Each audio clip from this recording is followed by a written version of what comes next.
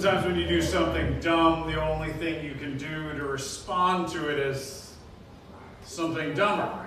About 10 years ago, I was putting together a startup, sort of nonprofit startup, and we didn't have any office space, but I had a friend of mine who had his own business, had some extra office space, so he invited us to be there. Now, we were really extroverted, we were social, we were a startup, we had a lot of decisions to make, we were talking with each other often and regularly.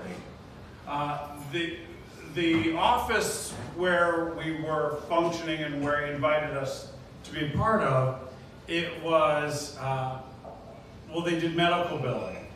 And so if you think about the show The Office, think about it was about the same size office, same kind of quirky personalities, doing something, if you can think of something more boring than paper, it's medical billing, right? I did this before, and basically, you know, it's just resend until you can't do it anymore.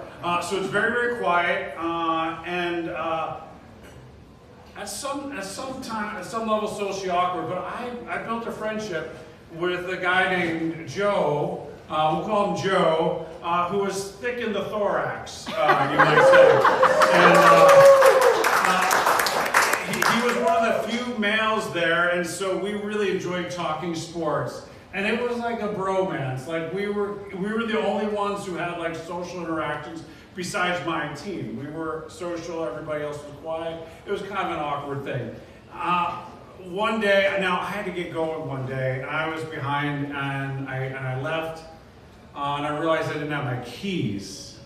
And so I came back, and because there's no real reason to talk there, our team always had to try to be quiet. So I went back to my office, and I couldn't find my keys there. And then I went to the different desks where my team members were, and I'm just kind of quietly, just kind of like moving their stuff around to see if I like put my keys down there.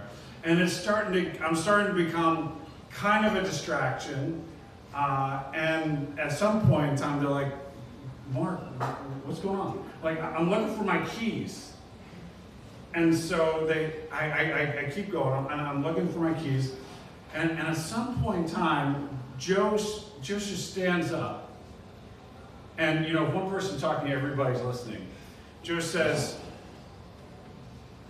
now he didn't pull me aside. He didn't pull me aside at this moment and say, hey, Mark, let me tell you something. He stands up in front of everybody and said, hey, Mark, I saw a set of keys in the bathroom on top of the urinal. And the room got very quiet. I think I heard 3 pens drop.